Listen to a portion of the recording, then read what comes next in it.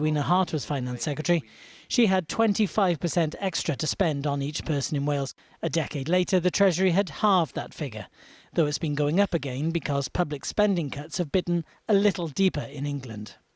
Today's deal guarantees at least 15% extra for Wales, which the Welsh Government says will put an extra £1 billion into its coffers over the next 10 years. So how should that extra money be spent? The more that can be done to help industry is going to have a knock-on effect on the rest of the economy. So the schools, the people within Wales, more wealth here. So it all starts for me, with manufacturing and then grows from there.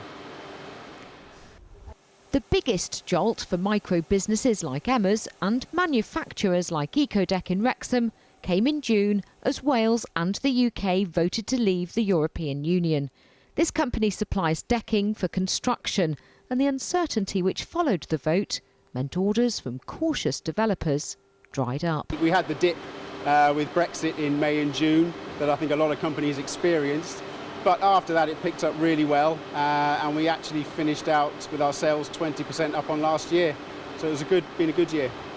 Here at Ecodek, there was a rapid bounce back after the Brexit vote, but it did send shockwaves throughout the Welsh business community as companies try to work out what new opportunities and new challenges it might bring for them and their workforce. There's probably another scarf on the rail in there. Back in Pontypridd, the drop in the value of the pound may be good for exporters, but it means tough choices for Emma. We buy a lot of stock from Paris and Italy, and prices have already increased, which is a worry because it's either then we have to pass that increase on to our customers or our profit margins get hit. And in Wrexham, the boss here is cautious for the year ahead too.